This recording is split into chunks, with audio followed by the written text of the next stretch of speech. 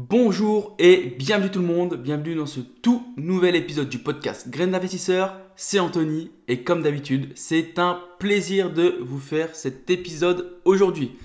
J'espère que vous avez la forme les amis, que vous avez passé une bonne semaine, que vos projets avancent, que votre vie avance comme vous voulez, comme vous le souhaitez. Les amis, petite actualité personnelle, est-ce que vous vous rappelez de l'épisode sur la chance? Je vous avais dit que quelquefois, on pouvait avoir comment dire, un petit coup de pouce du destin, etc. Et là, je vais vous raconter ce qui m'est arrivé. C'est magnifique. Je sais pas si vous vous souvenez, bon, pour les auditeurs assidus du podcast, vous le savez, mais je suis en train d'acheter ma RP. Et il s'avère que, donc, si vous le savez aussi, que j'habite dans l'Ain, mais je suis originaire du Nord. Et donc j'ai démarché une de nos banques traditionnelles dans le Nord pour l'achat de cette RP. Et il s'avère qu'en fait on avait un conseiller, que moi j'étais pas hyper fan et que je souhaitais quitter l'agence en fait à cause de ça. On a quand même proposé notre dossier à cette banque pour voir ce qu'elle pouvait nous proposer. Et petit coup de chance du destin les amis, en fait notre conseillère est en arrêt, enfin en congé maternité. Et en fait, c'est directement le directeur d'agence qui a repris notre dossier. Magnifique. Tip top. Du coup, ça fait que le mec hyper enclin à nous financer, il nous a déjà nous a déjà envoyé l'offre et tout, donc c'est impeccable. Et puis surtout, tu vois, moi je suis un petit peu taquin comme mec, donc derrière je lui dis oui, bon, en sachant que c'est pas notre seul investissement et que on aimerait acheter autre chose derrière. Et le mec m'a dit ouais, ok, moi ça va, y a pas de problème. Vous me montrez votre dossier, puis on pourrait faire affaire. Alors, bien sûr, je lui ai glissé que c'était une relation long terme que je recherchais, et pas financer un bien, puis après basta. Et le mec hyper ouvert.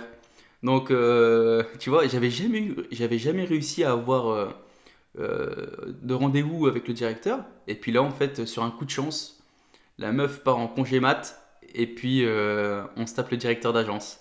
Magnifique. Donc c'est une bonne nouvelle, tu vois, ça m'a refait ma semaine. Et puis c'est déjà bien. C'est déjà bien, tu vois, j'en demande pas plus. Je voulais aussi faire un petit retour, je voulais vous remercier pour les messages que je reçois sur Insta, ça me touche, franchement merci beaucoup. Je suis content parce que j'ai des retours positifs par rapport aux épisodes du podcast. J'ai des auditeurs qui m'écrivent leurs problèmes et on trouve des solutions. Et comme là, j'ai aidé 3-4 personnes cette semaine. Et franchement, Merci beaucoup pour vos messages, les gars. Merci. Et les filles. Il y avait une fille dans le lot. Voilà, c'était la petite aparté du podcast. Actualité immobilière de la semaine, les amis. Pas mal de choses. Pas mal de choses. On va commencer tout de suite. Emmanuel Wargon. Ce nom te dit peut-être rien, mais sache que c'est la ministre du Logement.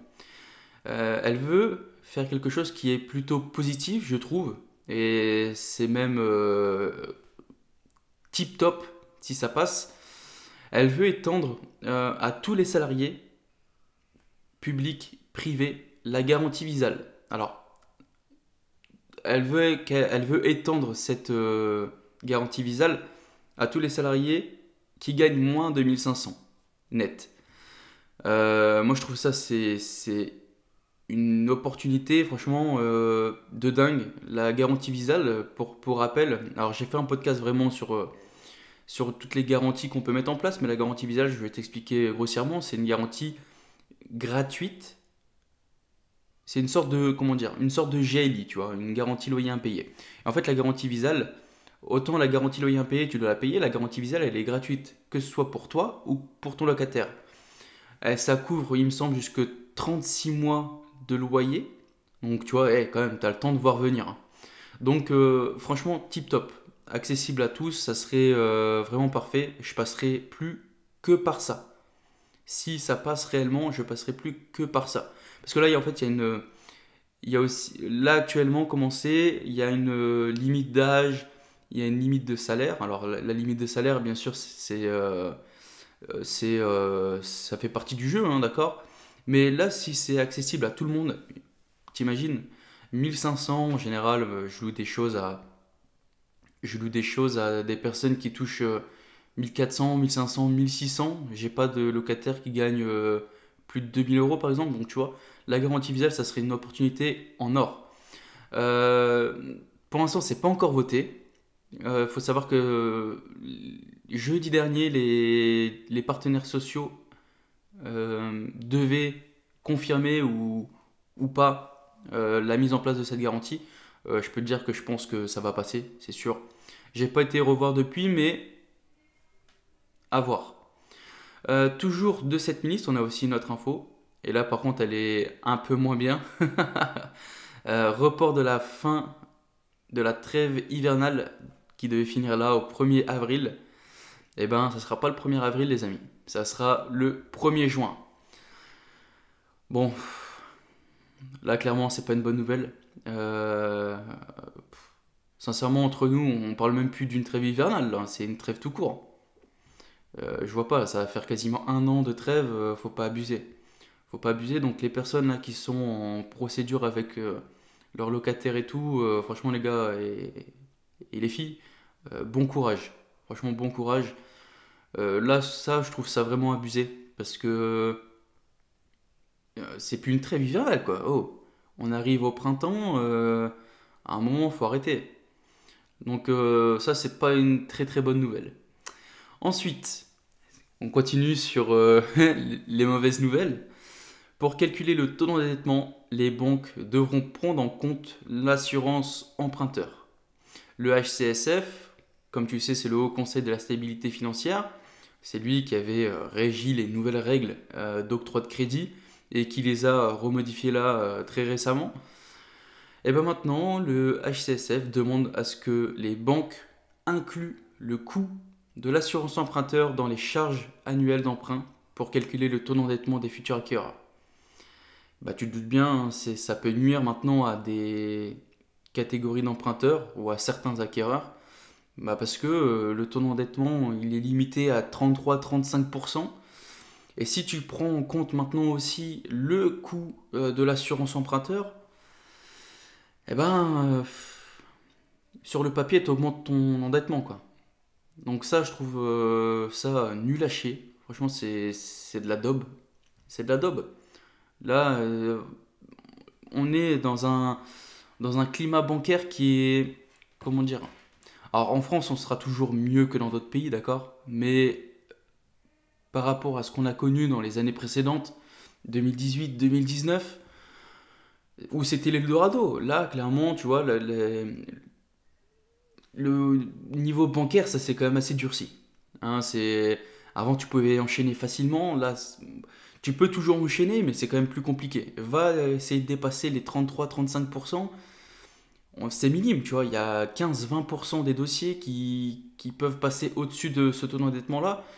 Bah, c'est compliqué. Donc là, si on commence à chipoter sur des coûts supplémentaires pour augmenter effectivement la capacité d'endettement, je trouve ça vraiment nul. Vraiment nul. Et ensuite, on continue, hein, troisième mauvaise nouvelle.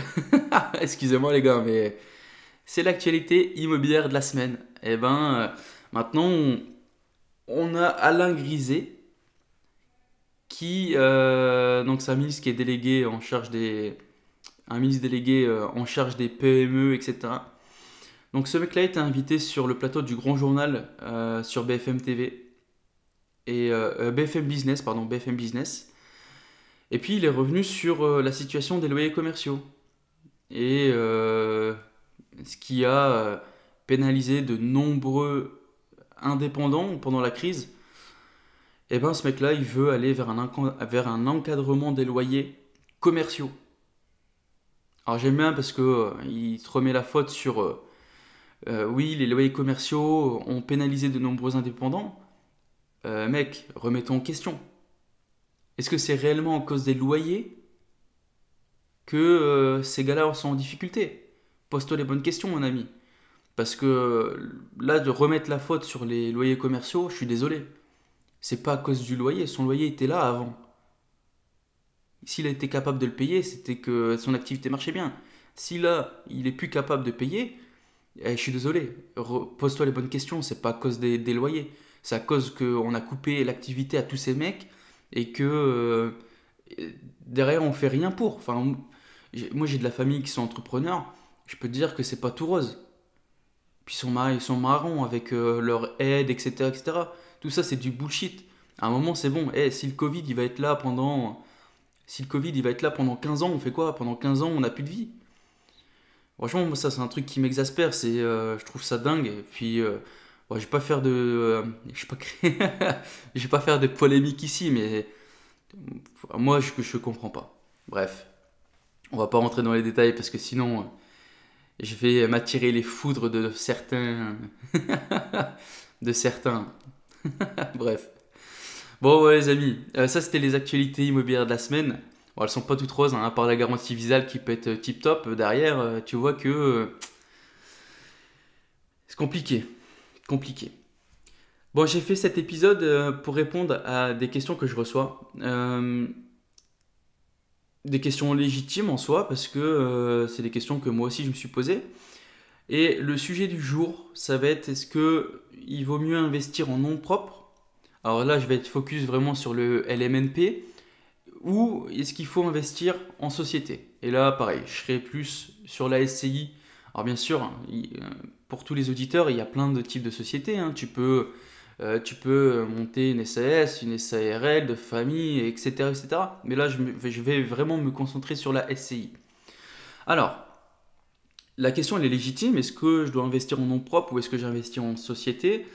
Et je vais donner mon cas perso. Au tout début, quand j'ai commencé l'immobilier, tu vois, j'étais parti sur investir en société. Je connaissais pas réellement toutes les ficelles de l'immobilier, mais en fait sur le papier, tu vois, j'étais jeune et con, si on peut dire. Euh, et sur le papier, en fait, tu vois, je voyais que la SCI c'était dingue et que je me voyais déjà comme un cador, d'accord? Je me voyais déjà comme un cador, un magma de l'immobilier et puis euh, je m'étais peut-être un peu trop enflammé, tu vois. Je m'étais dit, ouais, société, je vais faire ça, je vais faire ça, ça. Derrière, je vais faire une stratégie comme ça, etc., etc. Bref, tu vois, je m'étais fait des plans sur la comète. Heureusement, j'ai pas été con. Je me suis posé, j'ai bien réfléchi parce que, tu vois, faire un montage en société, bah, c'est quand même plus complexe. Et puis derrière, il y a des enjeux, il faut comprendre. Tu fais pas ça juste pour dire de ouais, ok, j'ai fait une SCI, j'ai acheté, etc. Derrière, tu vois, il y a des contraintes, il y a des avantages, mais il y a des contraintes. Et donc, à travers cet épisode, je vais te donner des pistes. Est-ce que toi, tu dois plus partir vers du nom propre ou investir en société? Bon, on va commencer directement. On va commencer par le LMNP, le plus simple, entre guillemets, si on peut dire. Eh ben, le LMNP, je viens de te dire, c'est le régime le plus simple. Tu achètes et tu loues. Si tu es un peu malin, tu vois, tu n'as pas d'imposition pendant plus ou moins longtemps, en fait, en fonction de tes travaux, etc., en fonction de tous tes amortissements, etc., etc. Et si tu t'investis de manière intelligente, le LMNP, entre nous, hein, c'est la vérité, c'est l'Eldorado pour commencer l'investissement. On a cette chance. Alors, tu vois, le LMNP, il y a eu quelques réformes, il va sûrement encore avoir d'autres réformes, mais pour l'instant, c'est toujours viable. Le LMNP, c'est le dispositif fiscal en nom propre. Donc en nom propre, quand je dis en nom propre, en gros, tu investis en tant que monsieur. Par exemple, moi, j'investis en tant que monsieur Touchard. J'investis pas sous le nom d'une société, etc. J'investis en tant que monsieur Touchard. Et donc, pour l'instant, ce dispositif fiscal-là, c'est le mieux pour investir. Investir et louer, c'est en nom propre le dispositif fiscal le plus adéquat. Parce que derrière, tu peux ne pas avoir d'imposition supplémentaire, etc. Je te donne un exemple. T'achètes on va prendre des chiffres ronds. Tu achètes ta maison 100 000 et puis tu fais 50 000 euros de travaux. Et puis derrière, tu peux louer ça. Allez, on va rester dans du 10%, 10, 11%. tu loues ça à 1500. Allez, 1500. Comme ça fait 15 000, 18 000. Ça te fait 18 000. Et puis, t'achètes avec tous les frais, ça te revient à un investissement à 180 000. Donc, ça te fait tout juste 10%. Et bien, tu vois, ces 10% là, ils vont te permettre, vu que tu vas faire des travaux, vu que tu as payé des frais d'agence, frais de notaire, que tu as fait des travaux, tu as mis des meubles, etc., etc., et bien tout ça, ça va te permettre de ne pas payer d'impôts pendant quelques années. 4, 5, 6. Et puis, on peut aller beaucoup plus loin. Si tu achètes vraiment une ruine, tu l'achètes, tu le touches vraiment à un prix dérisoire, et puis derrière, tu fais énormément de travaux. Peut-être que tu vas pas payer d'impôts pendant 10 ans. Donc ça veut dire que sur ta feuille d'imposition, zéro, tu prends 0 euros d'imposition supplémentaire. Donc tu vois, quand je te dis que c'est tip top pour commencer à investir, c'est pas du pipeau. Maintenant, il n'y a pas que des avantages à ce régime. Il y a aussi des inconvénients. Et je te rappelle un peu les plafonds. Mais pour être éligible à ce statut fiscal, tu dois respecter plusieurs critères. Premièrement, tu dois maximum avoir 23 000 euros de locatif. Deuxième critère, c'est que tes revenus locatifs, ils ne dépassent pas tes revenus salariés. Un exemple concret, parce que je sais que ça a un peu de mal. Les gens, ils ont un peu de mal, parce que c'est formulé d'une façon. Alors là, je vais t'expliquer, pour toi, ça sera peanuts, ça y est, derrière, t'as compris. Mais en gros, imaginons que tu as 50 000 euros de salaire. 50 000 euros de salaire, t'es pépouze. Donc tu fais 50 000 euros de salaire. Derrière, tu fais 30 000 euros de revenus locatifs. Eh bien, normalement, si tu n'aurais pas eu ces 50 000 euros de salaire, tu serais passé dans une catégorie autre, le LMP, loueur meublé professionnel. Mais là, vu que tu ne respectes pas la deuxième condition, puisque tes revenus locatifs ne dépassent pas tes revenus salariés, pour l'instant, tu es toujours loueur meublé non professionnel. Maintenant, un autre exemple. Tu fais 50 000 euros de salaire, mais tu fais 50 001 euros de loyer. Et bien là, malheureusement, tu vas basculer dans le LMP, loueur meublé professionnel. Et donc, derrière, tu as aussi des avantages en LMP et des inconvénients. Mais ça sera le sujet d'un autre épisode, parce que le LMP, on peut dire pas mal de choses dessus. Donc, c'est quelque chose qu'il faut anticiper. Maintenant, je vais te donner mon exemple concret. Je gagne relativement bien ma vie. Je ne sais pas si tu le sais, mais je suis toujours salarié. Là, moi, actuellement, je suis, entre guillemets, bloqué. Je t'explique. Parce que j'ai mes revenus locatifs. Alors, je suis au-dessus des 23 000 euros maintenant. Mes revenus locatifs, ils sont quasiment à hauteur de mes salaires. Ils sont toujours en dessous. Mais, en gros, je ne peux plus investir en nom propre. Parce que derrière, ou j'investis dans du nu, mais qui est un peu moins rentable pour moi. Et puis, c'est compliqué. Mais, en gros, j'arrive à hauteur de mes salaires. Donc, derrière, si je veux réinvestir en nom propre et que je veux réinvestir en meublé, eh ben, je vais basculer dans la catégorie du dessus. Et maintenant, regarde, je te donne l'effet qui se coule. C'est que là, en tournant, j'essaie de voir si je vais quitter mon travail ou pas. Et tu vois, il y a ce poids-là qui est dans la balance, c'est que si jamais je quitte mon travail, eh ben, je ne respecte plus le deuxième critère, à savoir que mes revenus salariés soient toujours supérieurs.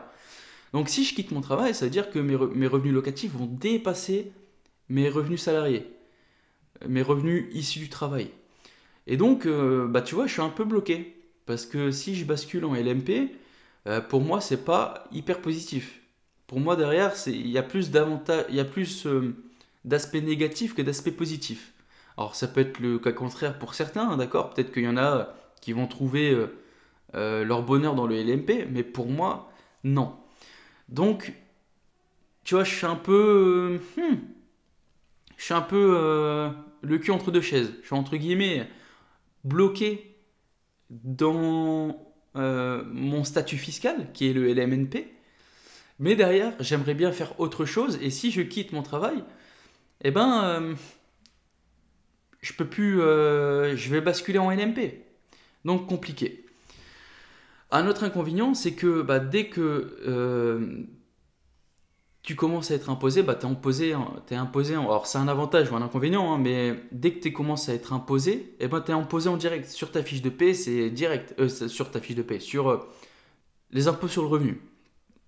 T'as pas le choix. En gros, dès que tu commences à t'imposer, bah, tu es imposé en direct. T'as pas le choix, c'est intégré à tes revenus sous la case BIC. Et puis, tu te prends l'imposition qui est ta TMI, plus la CSG-CRDS. Et ça peut faire mal. Donc, derrière, si tu calcules mal, le LMNP, tu vois, il y a un peu cette pression fiscale derrière. Parce que si tu prends, tu vois, je suis à 30%, plus la CSG-CRDS, ça fait 47,2.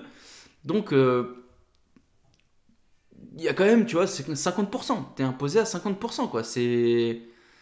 Et donc, ça peut faire mal, parce que derrière, en fait, tu as la pression fiscale, tu vois, sur le revenu locatif. Grosse TMI, 30-40%.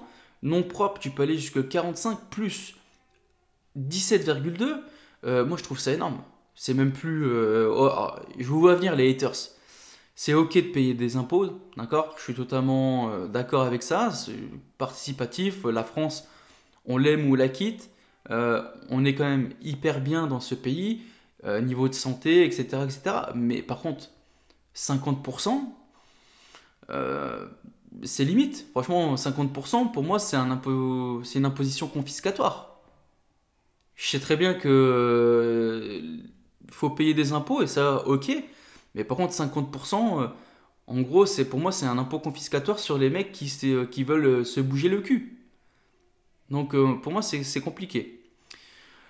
Mais heureusement, heureusement, il y a quand même des solutions. Euh, Il y a une solution qui est bien avec le LMNP, c'est que derrière, peut-être que l'imposition peut être ouf, mais sache que le principal avantage, c'est que tu restes assujetti à la plus-value des particuliers. Contrairement à la société, tu vas voir que je vais te donner les avantages et les inconvénients, mais contrairement à la société, tu restes assujetti à la plus-value des particuliers. Donc, en gros, à la revente, tu ne prends pas en compte tes amortissements. Alors, je te fais un exemple.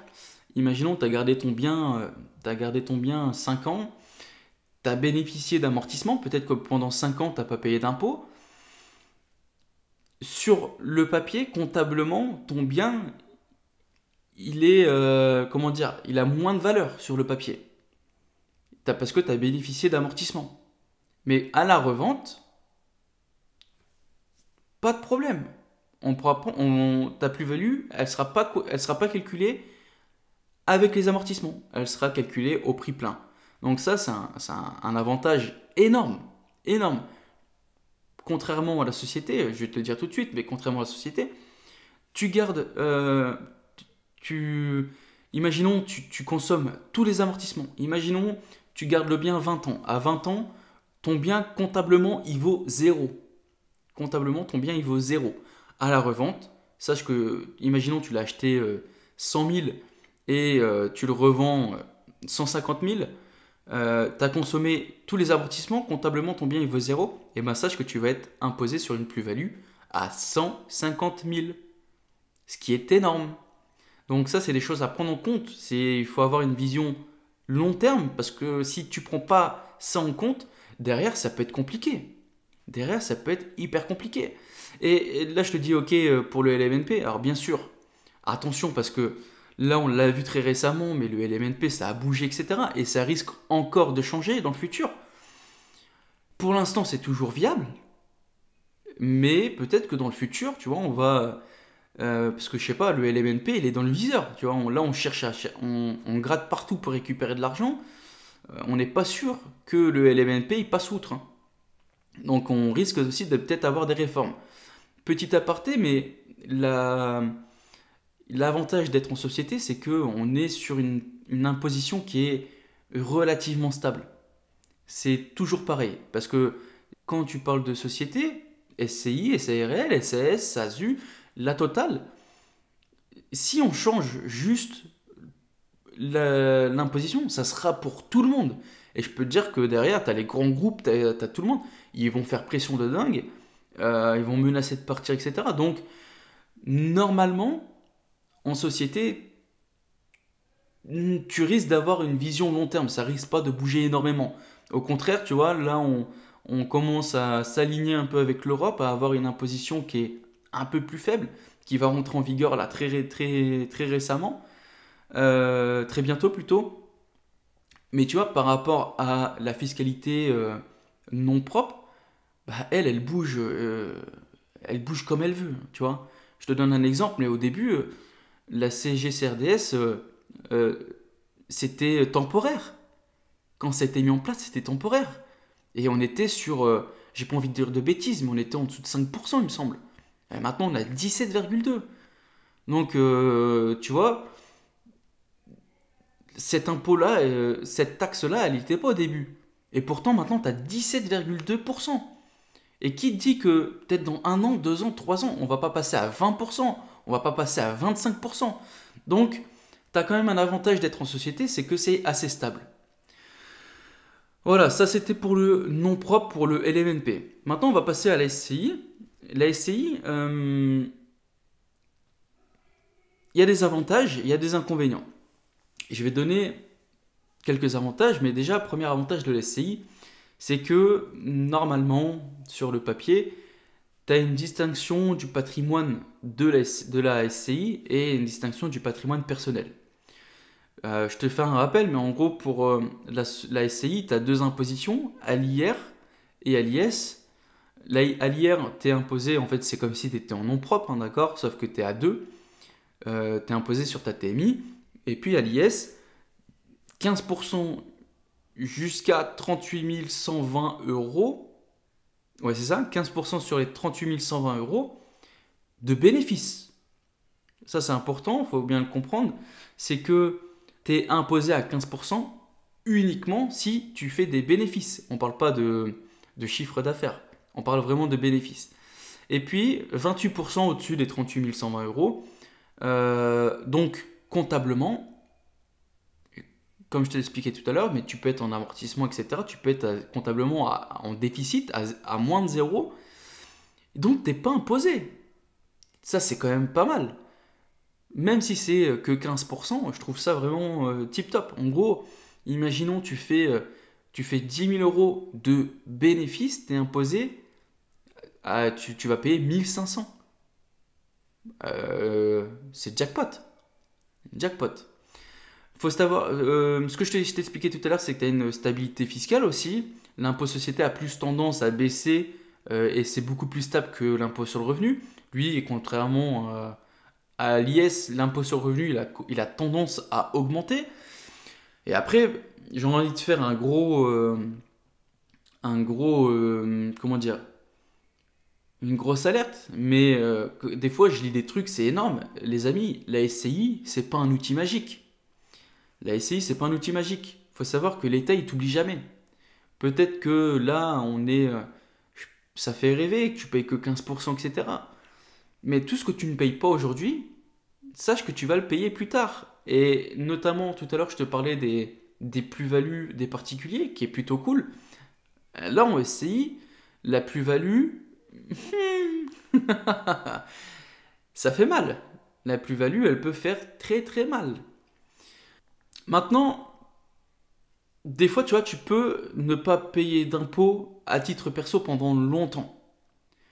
Je t'explique. Si tu investis en société, faut comprendre que tant que tu ne retires rien, tu vas pas payer d'impôts à titre perso. Ça, c'est hyper cool. Tu vas commencer à payer des impôts réellement à titre perso, je te parle. En réalité, tu vas payer uniquement si tu décides de te verser des dividendes. C'est la société qui va payer des impôts sur ses bénéfices, tout à fait d'accord. Maintenant, il faut savoir que l'argent est bloqué. L'argent, il est bloqué un peu dans cette société. C'est-à-dire que tant que tu ne prends pas de dividendes, tu ne vas pas payer d'imposition. Alors, l'argent qui est présent dans la SCI, il s'emmagasine, etc., etc. Ça te fait un stock d'argent que tu pourras utiliser pour réinvestir via ta SCI ou via d'autres systèmes, etc. Mais par contre, si tu investis en SCI et que tu veux récolter du cash, c'est pas la meilleure solution parce que je te dis, tu vas déjà de 1 payer ton imposition IS, impôt société, et après l'argent, si tu veux le récupérer, tu vas te prendre la flat tax, mon pote, qui est de 30%. Donc derrière, en fait, tu te rends compte que, imaginons, tu veux, on va prendre des chiffres gros, comme ça va te parler, mais en gros, tu fais 100 000 euros de bénéfices. Tu vas payer 28%. Donc il va te rester 72 000. Sur ces 72 000, tu vas te reprendre, pour les retirer toi en bénéfice, tu vas te reprendre 30%. Alors je sais pas le calcul là exactement, mais on va dire que ça fait dans les 30 000. Allez, on va dire 30 000. C'est des chiffres faux, hein, je sais pas réellement combien ça fait, mais c'est-à-dire que sur les 70 000, tu retires 30 000. Non, 30 000, ça fait beaucoup. Allez, on va dire 25 000. On va dire 25 000. Sur les 70 000, tu te retires 25 000 et le reste, c'est pour toi. Donc, imagine quand même tout ce que tu as donné à l'État. Tout ce que tu as payé en imposition. Donc, c'est pas la bonne solution si tu as réellement besoin du cash là tout de suite. Parce que peut-être que fiscalement, à l'IS, tu as payé 15%, mais derrière, pour récupérer, tu vas repayer la flat tax à 30%. Donc, tu vas te prendre, même sur un petit bénéfice de 38 000, tu vas te prendre quand même 45% d'imposition. Donc, compliqué. Si tu veux de l'argent réellement dans ta poche, compliqué. C'est pas la meilleure solution. Je vais te donner un peu des avantages aussi sommaires. C'est que la SCI, c'est cool. Si tu veux, par exemple, tu vois, la fiscalité pour du foncier, c'est pas la meilleure fiscalité en nom propre.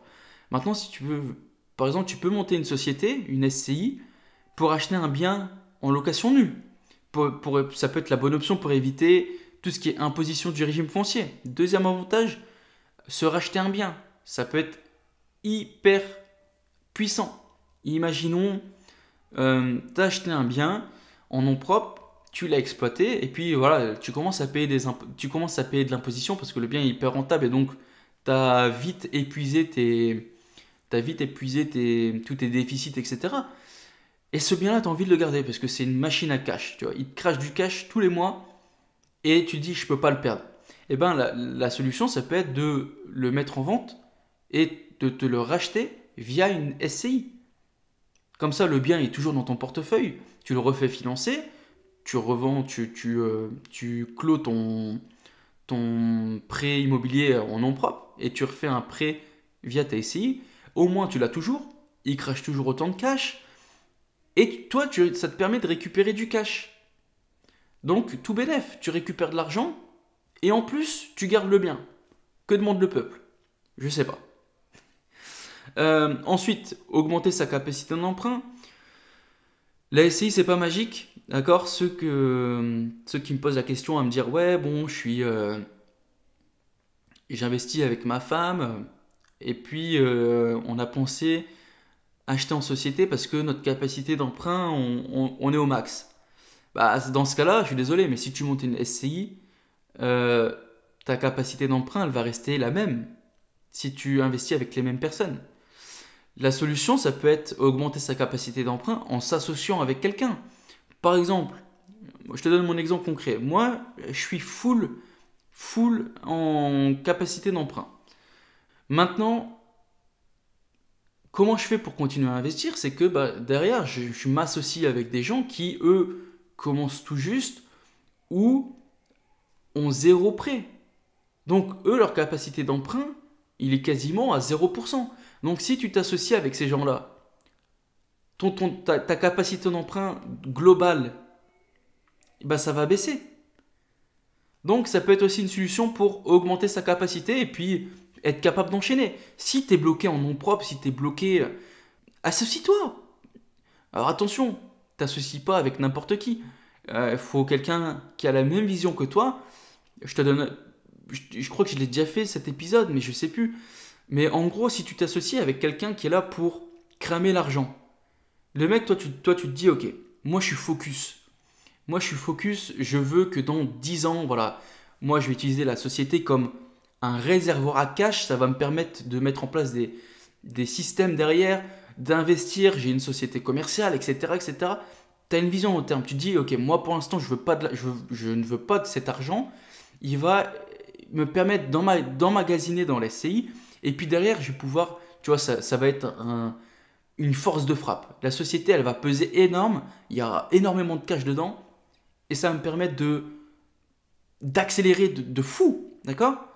Si toi tu as cette vision-là, mais que la personne avec qui tu t'associes, ça peut être par exemple ton pote, hein, tu t'associes avec ton pote et puis derrière, lui il est là à se dire ouais putain alors on fait combien? On fait 1000 balles par mois.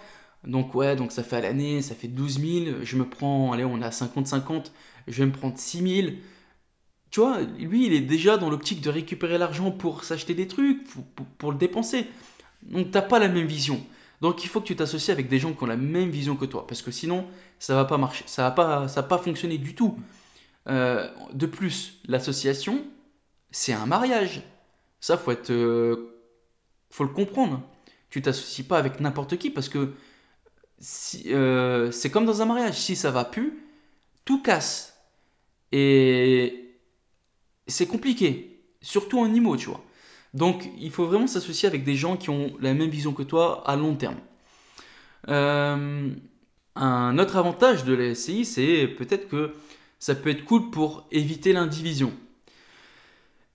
C'est un gros pavé là, parce que l'indivision, c'est un des problèmes majeurs dans l'immobilier.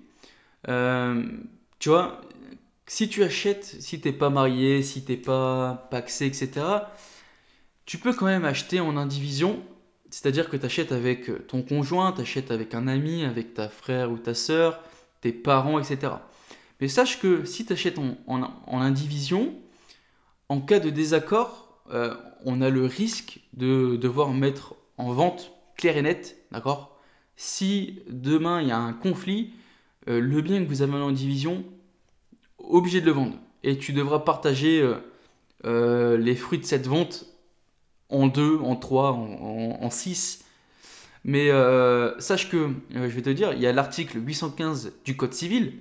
Nul ne peut être contraint à demeurer dans l'indivision. Grosso modo, si tu as acheté ta RP avec ta conjointe en indivision, tu la quittes et elle veut plus entendre parler de toi. Et ben derrière, mon pote, je peux te dire qu'elle va te forcer à vendre. Elle va te forcer à vendre. Parce que nul ne peut être contraint à demeurer dans la division. Alors que si tu investis en SCI, eh ben, tu vois, tu aurais pu prévoir une clause derrière qui définit comment vous allez vous organiser, qui peut reprendre les parts, comment ça se passe en cas de conflit, nanana, nanana. Dans les statuts d'une SCI, tu peux tout mettre. Donc c'est un avantage puissant, la SCI. Maintenant, sans être autant négatif, sans parler de quitter, etc., mais si demain tu achètes en indivision avec ta conjointe, tu achètes ta RP, achat en indivision, et puis malheureusement, toi ou ta compagne décède, et t'as pas préparé ta succession, sache que les gens qui vont récupérer ton héritage, ils vont eux aussi se retrouver dans l'indivision. Donc, je te donne un exemple, mais en gros, avec ta femme, c'est l'amour fou. Mais par contre, avec sa famille, ça l'est beaucoup moins. Tu les aimes pas, ils t'aiment pas, il y a un truc qui ne matche pas entre vous, tu vois. Et ben, si ta conjointe décède, ou ton conjoint, sache que si tu n'as rien préparé, c'est peut-être ses parents qui vont se retrouver, entre guillemets, propriétaires en indivision avec toi. Et là, mon pote, ils vont faire quoi? Tu crois vraiment qu'ils vont dire, ouais, c'est bon, allez, on te laisse la maison? Et non, ça se passe pas du tout comme ça. Ils vont dire quoi? Ok, on vend. Nous, on veut vendre. Et ils vont faire quoi? Ils vont te forcer à vendre parce que nul ne peut être contraint de demeurer dans l'indivision. Donc c'est quelque chose qu'il faut se préparer et la SCI ça peut être une bonne alternative pour éviter l'indivision comme ça. Et puis ça te permet aussi de protéger son ou sa conjointe, hein. Tu vois, la SCI permet de définir différents cas pour savoir en cas de décès c'est quoi la suite. Est-ce que tu peux par exemple décider que dans la SCI il n'y aura aucune reprise. Tu resteras bénéficiaire total, seul, dans la SCI. Tu resteras le seul propriétaire dans la SCI. Donc ça peut être aussi... il y a des avantages, tu vois. Il y a des avantages. Donc là, je te parlais un peu d'héritage, etc. On va parler aussi de transmission. Transmission de son patrimoine. La SCI, ça peut être tip-top. Donation de son vivant ou lors de son décès. Au lieu de donner de l'immobilier pur et dur ou... je sais pas si tu sais, mais tu te prends des gifles. Ça, c'est un truc qui est honteux aussi, tu vois. Si tu décèdes et que tu n'as rien préparé, tes héritiers, ils vont se faire gifler de tous les côtés. Vraiment. Ils vont se prendre des revenus exceptionnels, ils vont être taxés à mort. Alors que si tu prépares en amont ta succession, ta transmission de patrimoine, tu peux donner tes parts de société, tu les transmets, ça te coûtera niveau fiscalité, c'est quasiment, c'est pas rien, mais c'est peanuts. T'optimises les frais de succession, ça te permet d'éviter tous les conflits, parce que tu as tout préparé. Tu te dis, ok, bah moi, je décide que c'est un tel qui a mon héritage. Parce que peut-être que derrière, tu t'entends plus, etc., etc. On va pas rentrer dans les détails, mais voilà. La SCI, elle permet d'éviter la lourde imposition des héritiers, et puis la transmission des parts, elle bénéficie aussi davantage d'abattement. Donc pourquoi se priver? Pourquoi se priver? C'est tout bénef. Maintenant, là je te fais un peu miroiter la SCI, mais sache que derrière il y a aussi des inconvénients. La SCI c'est pas tout beau tout rose, t'as pas mal d'inconvénients quand même. Notamment le premier, retrait de l'argent qui est disponible dans la SCI, je te l'ai dit tout à l'heure, mais si tu veux récupérer de l'argent concrètement, c'est sous forme de dividende.